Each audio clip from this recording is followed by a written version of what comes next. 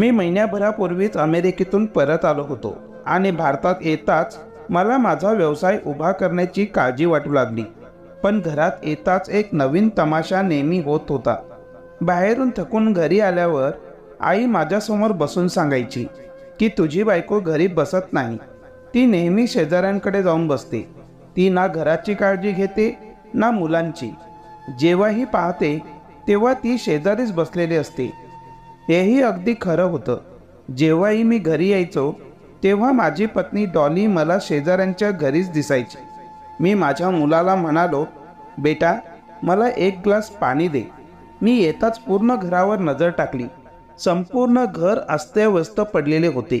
माझे बोलणे ऐकून आई म्हणाली, तू बोलत का नाहीस डॉलीला? तिला घर सांभाळायला का नाही सांगत? तू तुझ्या बायकोला जरा जास्तच डोक्यावर बसून ठेवले आहेस. माझ्या आईकडून माझ्या पत्नीबद्दलचे हे शब्द ऐकून मला राग आला. मी आईला म्हणालो की आई, तूही हे सगळं डॉलीला म्हणू शकतेस. मी दिवसभर काम करून थकून घरी येतो.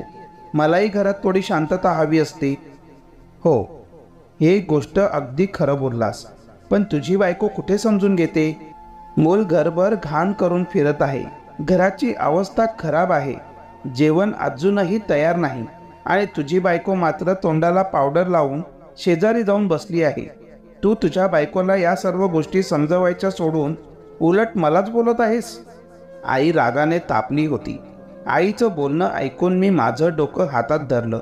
या रोजच्या कटकटींना मी आता कंटाळलो होतो. तेवढ्यात डॉली घरात शिरली. सुंदर सूट घातलेला आणि हलकासा मेकअप केलेला. डॉलीला हसताना पाहून आईने पुन्हा सुरुवात केली. बघ, घरची अवस्था स्वतःच्या डोळ्यांनी बघ आणि बायकोकडेही बघ. तिचा अजिबात घरात पाय टिकत नाही आणि राणी अशी तयार करून येत आहे जसं काही लग्नाला गेली होती. बघ, एक ना एक दिवस ती तिचे रंग नक्कीच दाखवेल. डॉलीच्या हातात एक मोठा बाऊल होता. तिने तो बाऊल टेबलावर ठेवला. इतका वेळ आईचे बोलणे ऐकून मलाही राग अनावर झाला. मी जरा मोठ्या आवाजातच म्हणालो, डॉली, तू एवढ्यात कुठून येत आहेस? तुम्ही हे आरामातही बोलू शकता. मी बहिरी नाही आहे. मग ती आमचा मुलगा वंशला म्हणाली, वंश बेटा, पटकन प्लेट टेबलावर लाव. मी पटकन पोळ्या करते. तिने माझ्या प्रश्नाचं उत्तर देणंही आवश्यक मानलं नाही आणि स्वयंपाकघरात निघून गेली. आईला आणखीन एक संधी मिळाली. ती म्हणाली, तुझ्या बायकोची वृत्ती बघ. एक दिवस तुझं नाक नक्कीच कापून जाईल. ती तुझी बदनामी करेल, मग तुला समजेल. आईचे बोलणे ऐकून मी जरा काळजीत पडलो आणि जरा मोठ्या आवाजात म्हणालो, बस कर आई, आता पुरे झाले. मी तुमच्या रोजच्या या कटकटींना कंटाळलो आहे. आई म्हणाली, ओ ठीक आहे, आता माझं ऐकून घेऊ नकोस. तुला नंतरच सगळं समजेल. तू असाच आयुष्यभर बायकोचा गुलाम बनून राहशील. एवढ्या वेळात डॉली पोळ्या तयार करून जेवणाच्या टेबलावर आणल्या. पोळ्यांचं आणि कोशिंबीरचं ताट लावायला सुरुवात केली. त्याचवेळी ती म्हणाली, लवकर या आणि जेवून घ्या. मला खूप भूक लागली आहे. आम्ही सर्वजण येऊन जेवणाच्या टेबलावर बसलो आणि जेवू लागलो. डायनिंग टेबलवर सॅलड, रायता, चटणी, भाजी हे सर्व उपलब्ध असल्यामुळे कदाचित डॉलीने स्वयंपाक आधीच केला असावा, कारण तिने नुकत्याच पोळ्या तयार केल्या होत्या. मग माझी नजर डॉलीने सोबत आणलेल्या बाऊलवर पडली. जेवणाच्या टेबलावर त्याच भांड्यात भाजी ठेवली होती. मी डॉलीला विचारली, तू हा बाऊल आत्ता तुझ्यासोबत आणला होता ना? याचा अर्थ ही भाजी शेजारून आणलीस ना? माझं बोलणं ऐकून डॉली थोडी घाबरली, पण म्हणू लागली, होय, तुम्हाला तर माहीतच आहे ना की आपल्या शेजारची रीमा ही किती छान मुलगी आहे. मी सहजच तिच्याकडे तिची हालचाल विचारायला गेले होते, पण तिच्याशी बोलता बोलता वेळ कसा निघून गेला कळलेच नाही. जेव्हा लक्षात आले तेव्हा कळले की मी घरी अजून काहीच जेवण बनवलेलं नाही. तेव्हा तिने स्वतःहून तिच्या प्रेमापोटी तिच्या घरी तयार केलेली अर्धी भाजी मला दिली आणि उरलेली अर्धी स्वतःसाठी ठेवली. असे म्हणत डॉलीने पटकन पाण्याचा जग उचलला आणि कपाळावरचा घाम पुसत किचनकडे निघाली. कदाचित ती माझे प्रश्न टाळण्याचा प्रयत्न करत होती. ती अजून थोडा वेळ थांबली असती तर कदाचित तिची चोरी पकडली गेली असती, असा विचार करून ती पटकन स्वयंपाकघरात निघून गेली होती. बायकोवर संशय घेणाऱ्या माणसांपैकी मी नव्हतो, पण डॉलीच्या कृतीने मला विचार करायला भाग पाडले होते. आज पहिल्यांदाच तिच्या या कृतीचे मला आश्चर्य वाटले. काही आईच्या बोलण्याचा तर काही डॉलीच्या कृतीचा असर होता.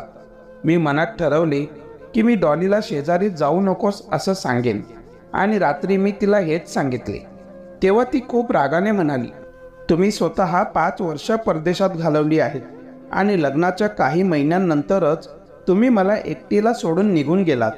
तुम्ही माझ्याबद्दल जराही विचार केला नाहीत. फक्त मलाच माहीत आहे की मी हा काळ एकटीने कसा घालवला. असे म्हणत डॉली रडायला लागली आणि रडत रडत म्हणाली की तुमची आई नेहमी कडू बोलायची. घरी पडून पडून मी डिप्रेशनमध्ये जाऊ लागले आणि त्यामुळेच मी आजूबाजूच्या महिलांकडे जाऊन माझे मन रमवायला सुरू केले. मी संपूर्ण घराची काळजी घेत होते. हे तुम्ही आणि तुमची आई पाहू शकले नाहीत, पण मी थोडा वेळ शेजारी काय गेले हे मात्र तुम्हाला लगेच दिसले. डॉली जे काही बोलत होती ती अगदी खरं बोलत होती. माझी आई थोडी तापट स्वभावाची होती आणि मग लग्नानंतर अवघ्या काही महिन्यातच मी डॉलीला एकटीला सोडून पैसे कमावण्यासाठी अमेरिकेला निघून गेलो होतो. मी डॉलीला प्रेमाने शांत केले. माझ्याकडून थोडं समजवल्यावर तीही शांत झाली. दुसऱ्या दिवशी सुट्टी होती, त्यामुळे मी उशिरापर्यंत झोपण्याचा बेत केला होता. पण पहाटे वंशच्या रडण्याच्या आवाजाने मला जाग आली. मला खूप राग आला आणि रागाने रूमच्या बाहेर येऊन जोरजोरात डॉलीला आवाज देऊ लागलो. आई माझ्यासमोर सोफ्यावर बसलेली होती. मला बघून आई म्हणाली, डॉली डॉली काय ओरडत आहेस? ती घरी असेल तर तुला आवाज देईल ना. ती तर सकाळ सकाळी घरातून बाहेर निघून गेली आहे. तिला ना घराची काळजी आहे ना मुलाची. मूल भुकेने रडत आहे. वंशला इतकं रडताना पाहून मला डॉलीचा राग आला. एकतर नुकताच झोपेतून जागा झालो होतो, वरती वंशचे रडणे आणि आईचे बोलणे या ज्वलंत प्रश्नात आणखीनच भर घालत होते. मी रागानेच विचारले, आई डॉली कुठे गेली? आई म्हणाली, मी तुला सांगितले ना की ती सकाळ सकाळी बाहेर फिरायला निघून गेली आहे. महाराणी छतावर असती. जेव्हाही पाहिलं तेव्हा ती एकतर शेजाऱ्यांच्या घरी जाते किंवा गच्चीवर थांबून शेजाऱ्यांची बोलत राहते. तिला ना भुकेने व्याकुळ झालेल्या मुलाची काळजी आहे ना माझी काळजी आहे. असे म्हणत आई पुन्हा रडू लागली. खूप इच्छा ठेवून मी तिला सून म्हणून आणले होते. मला वाटलं होतं की माझी सून घरी आली तर मला थोडा दिलासा मिळेल, पण तिने माझे संपूर्ण आयुष्य दयनीय केले आहे. काय सांगू तुला रोहन बेटा, तू अमेरिकेला गेलास तेव्हा मी रडत रडत कसे दिवस काढले माझं मलाच माहीत. आधी आईच्या बोलण्याकडे मी लक्ष दिले नाही, पण आता आईचे बोलणे ऐकून मला राग यायला लागला. सुरुवातीला मी माझा व्यवसाय उभा करण्यात व्यस्त होतो, त्यामुळेच मी आईच्या बोलण्याकडे फारसे लक्ष दिले नाही. पण आता जसजसा मला वेळ मिळत होता, आईच्या शब्दांनी माझ्या मनात नवीन वीज रोवायला सुरुवात केली होती. तेवढ्यात वरच्या छतावरून डॉली खाली येताना दिसली. आजही डॉलीने खूप चांगले कपडे घातले होते. तिने माझ्या आवडीचा लाल रंगाचा सूट घातला होता आणि त्यावर मॅचिंग बांगड्या पण सुंदर दिसत होत्या. पण आज मी डॉलीच्या सौंदर्याला बळी पडणार नव्हतो. मी पाहिले की तिच्या हातात आजही एक बाऊल होता, ज्यावर कापड झाकलेले होते. ती पटकन किचनकडे निघाली होती.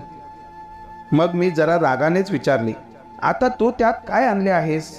मी विचारल्यावर ती थोडी घाबरली आणि म्हणाली, मी साखर आणली आहे. तुम्ही सकाळी उशिरापर्यंत झोपलेले होतात आणि बराच वेळ उठण्याचा तुमचा इरादाही नव्हता. घरी साखर संपली होती, त्यामुळे शेजाऱ्यांकडून मागवावे असं वाटलं. गेल्या तासभरापासून तू साखरच मागत होतीस का? आईने तिला जरा जोर देत विचारले. आईने विचारल्यावर मीही डॉलीकडे मोठे डोळे करून पाहू लागलो.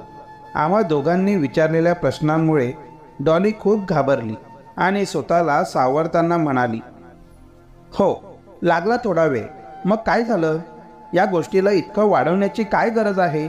आणि मला अशीही काय गरज पडली आहे शेजाऱ्यांकडे जाऊन साखर मागायची? ते तर आईला सकाळी लवकर चहा पिण्याची सवय आहे, म्हणूनच मी मागायला गेली होती. पण तुम्ही तर राईचा पहाड बनवलात. मी तुमच्यासाठी कितीही केलं तरी तुम्हाला त्यात माझी सेवा अजिबात दिसत नाही. तुम्हाला फक्त माझ्या कामात उणिवा शोधायच्या आहेत. एवढं बोलून डॉली पटकन किचनकडे निघाली आणि मम्मी मागून पुन्हा चालू झाली, पाहिलंस तुझी बायको कशी बोलते ते, ती माझा अजिबात आदर करत नाही. आई बोलतच तिच्या खोलीत निघेली. आज डॉलीने माझ्याकडे पाहणे, मला टाळणे मला संशयास्पद वाटू लागले. तेवढ्यात अचानक माझ्या मोबाईलवर बेल वाजली आणि माझे लक्ष डॉलीपासून दूर मोबाईलकडे गेले. माझ्या कंपनीत काम करणाऱ्या एका कामगाराचा फोन आला.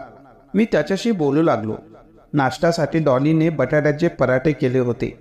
आता आम्ही सर्वजण बसून नाश्ता करतच होतो की डॉलीने एका ताटात 4-5 पराठे, एका भांड्यात हिरवी चटणी, एका भांड्यात लोणचे आणि दहीही ठेवले आणि वंशला म्हणाली, वंश बेटा जा आणि हे शेजारच्या काकूंना देऊ नये. मग अचानक आई मोठ्याने म्हणाली, अरे सुनबाई, एवढं द्यायची काय गरज आहे? जरी खाऊन उरले तरी ते सांभाळून ठेव, दुपारी भूक लागली तर खाल्लं जाईल. डॉली म्हणाली, काही हरकत नाही मम्मी, रीमाला मी बनवलेले पराठे खूप आवडतात, ती खूप आवडीने खाते. दुपारपर्यंत भूक लागली तर मी तुमच्यासाठी काहीतरी तयार करून देईन. असे म्हणत तिने भरलेली प्लेट वंशच्या हातात दिली आणि वंश ती थाळी घेऊन निघून गेला. इतक्यात आम्ही नाश्ता उरकून बाहेर सोप्यावर बसलो. डॉली भांडी धुण्यासाठी स्वयंपाकघरात गेली. काही वेळाने वंश आला तर आईने त्याला विचारले, बेटा तू तुझ्या आईच्या मैत्रिणीला पराठे देऊन आलास, भांडी परत आणली नाहीस का? आजीचे म्हणणे ऐकून वंश म्हणाला, आजी, रीमा आंटी घरी नव्हती. होय, पण मुकुल काका घरीच होते. त्यांनी माझ्या हातून पराठे घेतले आणि खाली बसून जेवायला सुरुवात केली आणि म्हणाले की तुझी आई खूप छान बटाट्याचे पराठे बनवते. बरं झालं तू ते घेऊन आलास, मला खूप भूक लागली होती. आणि तुला माहीत आहे आजी, मुकुल काका आईचं खूप कौतुक करत होते, म्हणत होते की तुझी आई खूप चांगली आहे. वंशच्या तोंडून हे ऐकून मला धक्काच बसला. मी वंशला माझ्याकडे बोलावले, पण तितक्यात डॉलीने वंशला स्वतःकडे बोलावून घेतले. आई म्हणाली की अरे हे काय, सुनबाईने तर रीमासाठी पराठे पाठवले होते ना, पण रीमा तर घरीच नव्हती. मग डॉलीने रीमाच्या घरी रीमाच्या नावाने पराठे का पाठवले? हा प्रश्न माझ्याही मनात घोळत होता. आई तोच प्रश्न परत परत करत होती. मी उठून खोलीत गेलो. माझ्या मनाचा गोंधळ उडाला होता. रीमा घरी नाही हे डॉलीला चांगलेच माहीत असावे, कारण थोड्याच वेळापूर्वी डॉलीने रीमाकडून साखर आणली होती. ती कुठेतरी बाहेर जात आहे असे रीमाने सांगितलं असेल. मग तिने रीमाच्या नावाने पराठा का पाठवला असेल? मला माझ्या पत्नीवर संशय घ्यायचा नव्हता, कारण माझं तिच्यावर खूप प्रेम होतं. मी डॉलीसोबत प्रेम विवाह केला होता. जेव्हा मी माझ्या आईला माझ्या निवडीबद्दल सांगितले तेव्हा माझ्या आईनेही लगेच होकार दिला आणि आजपर्यंत मी माझा सर्व वेळ डॉलीसोबत चांगलाच घालवला आहे. आमचे खूप आनंदात चाललं होतं, पण आज माझ्या मनात शंकेचे बीज का रुजू लागलं ते कळत नाही. पण माझं डॉलीवर खूप प्रेम होतं, म्हणून माझ्या मनात डॉलीबद्दल संशयाचं बीज पेरावं असं मला वाटत नव्हतं. म्हणून मी सर्व वाईट विचार झटकून टाकले आणि उठून कामासाठी बाहेर पडलो आणि परत आलो तोपर्यंत संध्याकाळ झाली होती. मला खूप थकवा जाणवत होता, म्हणूनच मी जेवल्यानंतरही लगेच झोपलो. काही वेळातच मला झोप लागली. रात्री अचानक माझा गळा सुटल्याने मी वेळ बघितली तर रात्रीचे 11 वाजले होते. संध्याकाळी लवकर झोपलो होतो. पाणी प्यायला मी बाजूच्या टेबलावर पाहिलं तर तिथे पाण्याचा जग नव्हता. मी माझ्या शेजारी पलंगावर पाहिलं तर तिथे डॉलीही नव्हती. मी बाथरूमच्या दिशेने पाहिलं तर बाथरूमची लाईटही बंद होती आणि दरवाजा उघडा होता, म्हणजे डॉली बाथरूममध्येही नव्हती. मी बाहेर आलो, डॉली स्वयंपाकघरातही नव्हती. मग मी आईच्या खोलीकडे जात असताना माझी नजर वरच्या पायऱ्यांवर पडली. पायऱ्यांचे दार उघडे होते आणि तिथे लाईट पण चालू होती. याचा अर्थ डॉली छतावर होती. यावेळेस डॉली छतावर काय करत होती हे जाणून घेण्यासाठी मी छतावर चढलो. डॉली वरच्या छतावर छताच्या भिंतीला लटकलेली कोणाशी तरी बोलत होती. माझी हाक ऐकून डॉली पटकन सरळ झाली आणि गच्चीवरून कोणीतरी धावत गेल्याचा मला भास झाला. मी पुढच्या टेरेसवर गेलो आणि पाहिलं तर तिथे कोणीच नव्हतं. मी माझ्या स्वतःच्या कानांनी ऐकले होते. मला 2 लोकांचा बोलण्याचा आवाज आला होता. मी गच्चीवर जाताना ते माझ्या कानांनी ऐकले होते. मी समांतर छताकडे पाहू लागलो. तुम्ही तिकडे काय पाहत आहात? मी इथे ताजी हवा घेण्यासाठी आले होते. खाली मला खूप गरम होत होतं. तुम्ही जरा लवकर झोपून गेला होतात. उन्हामुळे मला झोप येत नव्हती. त्यामुळे मी ताजी हवा घेण्यासाठी गच्चीवर आली होती. मी डॉलीकडे डोळे विस्फारून पाहिलं. तोपर्यंत तिने तिच्या अस्वस्थतेवर नियंत्रण ठेवले होते, पण माझी नजर टाळून ती खाली निघून गेली. मी बराच वेळ उभा राहिलो. कदाचित डॉलीशी बोलत असलेली व्यक्ती पुन्हा वर येईल, पण 15-20 मिनिटं झाली तरी कोणीच वरती आलं नाही. म्हणून मी पण खाली माझ्या खोलीत आलो. मी आलो तोपर्यंत डॉली झोपलेली होती, पण माझ्या डोळ्यात झोप नव्हती. मी संपूर्ण रात्र जागरणात घालवली. मला वाटले की कदाचित डॉली पुन्हा टेरेसवर जाईल, पण ती पुन्हा गेली नाही. पुढच्या रात्री मी तिच्यावर लक्ष ठेवायचं ठरवलं. ती कधी जाते आणि कुणाशी बोलते. पण पुढच्या रात्रीही डॉली गच्चीवर गेली नाही. कदाचित मी तिच्यावर नजर ठेवत असल्याचा तिला संशय आला असावा, त्यामुळे ती सावध झाली असावी.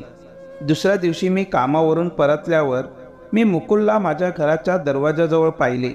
मुकुलला पाहून मला खूप राग आला. माझा मूड खराब झाला होता.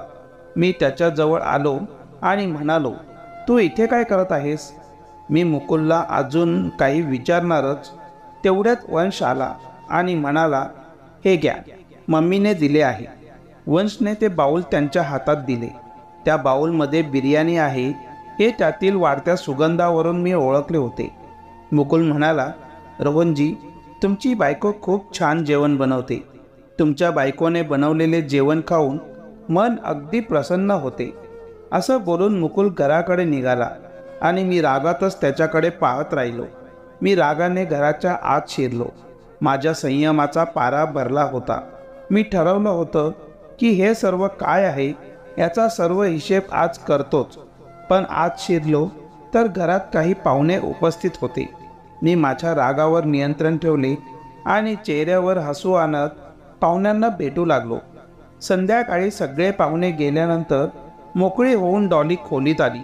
तेव्हा मी तिला महिन्याच्या घर खर्चाचे पैसे दिले. माझा खराब असलेला मूड पाहूनही तिने माझ्याकडे फारसे लक्ष दिले नाही.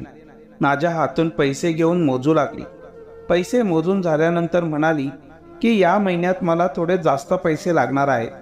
रागात तर मी आधीच होतो, पण डॉलीचे बोलणे ऐकून माझ्या रागाचा पारा आणखीनच चढला. मी दर महिन्याला जास्तच पैसे द्यायचो, पण तरीही या महिन्यात डॉलीला पैसे कमी का दिसत होते? मी रागानेच म्हणालो, नीट बघ, या वेळेसही मी गेल्या महिन्यापेक्षा जास्त पैसे तुला दिले आहेत. माझे म्हणणे ऐकून डॉली म्हणाली, हो मला माहीत आहे, पण मला या महिन्यात यापेक्षाही जास्त पैसे हवे आहेत. खर्च जास्त आहेत, पैसे पुरेसे नाहीत. काहीही न बोलता मी शांतपणे आणखीन काही पैसे डॉलीला दिले. दुसऱ्या दिवशी मला जाग आली तेव्हा डॉली अजूनही घरीच होती. होय, कदाचित तिला माझ्यावर संशय आला होता, त्यामुळे ती फक्त कामानिमित्त बाहेर जात असे. संध्याकाळी ऑफिसमधून घरी आल्यावर आई माझ्या खोलीत आली आणि म्हणाली, रोहन बेटा, तू डॉलीला काही पैसे दिले आहेत का? मी म्हणालो, हो आई, रात्रीच दिले होते. असं का विचारत आहेस? घर खर्चासाठीच दिले आहेत. काय झालं? आई म्हणाली, अरे आज आमच्या शेजारची गीता भेटायला आली होती. ती म्हणाली, आजकाल तुझ्या मुलाचा व्यवसाय चांगला चालला आहे का? मी तिला विचारलं की तू असं का बोलत आहेस? तेव्हा ती म्हणाली की तुझी सून डॉली आजकाल खूप पैसे उधळत आहे. जेव्हा मी तिला विचारले की ती तिचे पैसे कुठे खर्च करते, तेव्हा तिने सांगितले की ती आज रीमाच्या घरी गेली होती. थोड्याच वेळात तुझी सूनही आली. मला तिच्या हातात भरपूर पैसे दिसले. डॉलीने ते सर्व पैसे माझ्यापासून लपवून रीमाला दिले, पण माझ्या तीक्ष्ण नजरेने सर्व काही पाहिले होते. म्हणून मी तुला असं विचारत होते, डॉलीला असं काय झालं आहे? का म्हणून ती तुझ्या कष्टाचे पैसे वाया घालवत आहे? मला डॉलीची लक्षणं आवडत नाही आहेत. आईच्या बोलण्याने माझ्या तळपायाची आग मस्तकात गेली होती. शंकेचे बीज आधीच अंकुरले होते. आता शंकेचे रूपांतर विश्वासात होऊ लागले होते. डॉलीने घर खर्चासाठी पैसे कुठे ठेवले होते हे मला चांगलंच माहीत होतं. मी पटकन डॉलीची पर्स काढली. पैसे मोजले असता त्यात एकूण 5,000 रुपये कमी होते. रागाच्या भरात मी पर्स घेऊन थेट किचनमध्ये डॉलीकडे गेलो आणि रागानेच म्हणालो, यातील 5,000 कुठे गेले? मला इतक्या रागाने बोलताना पाहून डॉली खूप घाबरली. तिच्या डोळ्यात अश्रू होते. ती दचकून म्हणाली, रोहन, तुम्ही माझ्याशी असं का बोलत आहात? तुम्ही असं बोलले तर मी कसं बोलणार? मी तुला काल रात्रीच पैसे दिले होते ना, मग एवढ्या लवकर 5,000 रुपये कुठे खर्च झाले? आजकाल मला तुझे वागणे संशय घेण्यास मजबूर करत आहे. त्या रात्रीही मी तुला कोणाशी तरी बोलताना ऐकलं, पण तू माझ्याशी खोटं बोललीस की तू कोणाशी बोलत नव्हतीस. मला का फसवत आहेस सांग? मी मोठ्याने रागातच बोललो होतो. आज माझ्या रागाला सीमा नव्हती. माझा राग पाहून डॉली खूप घाबरली, पण मग तिने स्वतःवर नियंत्रण ठेवले आणि म्हणाली, तुम्हाला सत्य जाणून घ्यायचं असेल तर चला माझ्यासोबत. तिने माझ्या हातात एक भांडं दिलं आणि माझा हात धरून मला तुटलेल्या फुटलेल्या अवस्थेत असलेल्या घरासमोर आणलं. हे घर मुकुल आणि रीमा यांचे होते. डॉलीने तुटलेल्या दाराची लॅच उघडली आणि आम्ही दोघे आत शिरलो. घरची परिस्थिती हलाखीची झाली होती. घरातील प्रत्येक वस्तूतून गरिबी टपकत होती. समोर अंगणात 2 मुलं खेळत होती. त्यांच्या हातात खेळण्यांऐवजी दगडं होते. त्या मुलांनी घातलेले कपडे मी लगेच ओळखले. ते माझ्या मुलाचे म्हणजेच वंशचे कपडे होते. त्या मुलांनी माझ्या हातात ताट पाहताच ते पटकन घेतले आणि त्यात ठेवलेले अन्न खायला सुरुवात केली. एवढ्या पटकन ते अन्न खात होते जणू त्यांना कधीपासून भूक लागली होती. मी त्या मुलांना तोंड उघडून खाताना पाहत होतो. तेवढ्यात मला डॉलीचा आवाज आला, रोहन, या मुलांऐवजी जर आपला मुलगा वंश असता तर? डॉलीच्या बोलण्याने मला हादरवून सोडले होते. रीमा खोलीतून बाहेर आली. ती खूप अशक्त झाली होती. मी तिला खूप पूर्वी पाहिले तेव्हा तिची तब्येत चांगली होती, पण आता चेहऱ्यावर पिवळटपणा आला होता. रीमा क्षीण आवाजात म्हणाली, अरे डॉली आणि रोहन भाऊ, तुम्ही पण या, बसा. तिने 2 तुटलेल्या खुर्च्यांकडे बोट दाखवली आणि स्वतःही तुटलेल्या कॉटवर बसली. डॉली आणि मी तुटलेल्या खुर्चीवर बसलो. रीमा पुन्हा म्हणाली, अरे रोहन भाऊ, आज इथला रस्ता कसा विसरला? डॉली रोज येत राहते माझी तब्येत विचारण्यासाठी. खरंच ती खूप चांगली आहे. देव प्रत्येकाला असे शेजारी देव. मुकुलला त्याच्या व्यवसायात तोटा होत असल्याने आमच्यावर जवळजवळ उपासमारीची वेळ आली होती. आपले जुने घर सोडून आम्ही एक पडक्या घरात राहायला आलो. कर्ज इतकं होतं की सर्व काही विकून कर्ज फेडावे लागले. आपण स्वतः उपाशी पोटी झोपू शकतो, पण आपल्या मुलांना भुकेने ग्रासलेले पाहू शकत नाही. पण अशा परिस्थितीत डॉलीने आम्हाला खूप मदत केली. आज तिने जे काही केले ते लोकांपासून लपवून ठेवले, जेणेकरून आमचा आदर कायम राहील.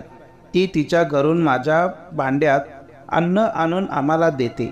कधी कधी ती माझ्याकडे साखर, मिरची, मसाले मागण्याच्या बहाण्याने येते आणि या बहाण्याने ती उलट मला साखर, मिरची, मसाले देऊन जाते, जेणेकरून माझा घर खर्च भागू शकेल. मी तुमची खूप आभारी आहे. तुम्ही लोकांनी मला खूप मदत केली. देव तुम्हाला मदत करेल. डॉलीने आम्हाला एवढी मदत केली नसती तर माझ्या मुलांचं काय झालं असतं मला माहीत नाही. आज सकाळीच डॉलीने मला थोडे पैसे दिले, कारण माझ्या घरचे रेशन संपले होते. डॉली म्हणाली, माझ्याकडून पैसे घे, पण मुलांना उपाशी ठेवू नकोस. घरी मी ॲडजस्ट करून घेईन. जेव्हाही तिच्या घरी काहीतरी चांगले तयार होते तेव्हा ती माझ्या मुलांना नक्कीच देते. त्या दिवशीही तिने पराठे पाठवले होते. मुकुलला पराठे खूप आवडले होते. खरंच रोहन भाऊ, तुमची पत्नी हिरा आहे. माझ्या मुलांच्या हृदयातून आणि माझ्या हृदयातून आलेली ही प्रार्थना तुम्हाला कायम सुखी ठेवेल. रीमाचे बोलणे ऐकून माझी मान शरमेने झुकली होती. मी काय समजलो होतो आणि कहाणी काय निघाली. मला माझ्याच बायकोवर संशय आला. जी बायको देवीसारखी होती. मला खूप पडल्यासारखं वाटलं. डॉली आणि मी घरी परतलो. मला माझीच लाज वाटत असल्यामुळे मी डॉलीशी नजर मिळवू शकत नव्हतो. डॉली म्हणाली, रोहन, मला हे सर्व कुणाला सांगायचं नव्हतं, कारण मला त्यांचा भ्रम मोडायचा नव्हता. रोहन, माझे मन खूप दुखते. आम्ही चांगले खातो, आमची मुलेही उत्तम खातात, पण आजूबाजूच्या मुलांची उपासमार सुरू राहते आणि आम्ही आमचा फ्रीज भरून ठेवतो. संध्याकाळी आपण काही अतिरिक्त अन्न तयार करून गरजूंना का वाटू शकत नाहीत? आपण आपल्या गरजा कमी करून दुसऱ्यांच्या घरच्या चुली का पेटवू शकत नाही? डॉलीच्या बोलण्याने माझ्या आत खळबळ उडाली होती. ती खरं सांगत होती. आपण आपल्या आनंदात इतके मग्न का होतो की आपण दुसऱ्यांचे वाळलेले अश्रूही पाहू शकत नाहीत? इतरांच्या मुलांची भूक आपल्याला का दिसत नाही? स्वतःचेच पोट भरण्यात इतका का व्यस्त असतो?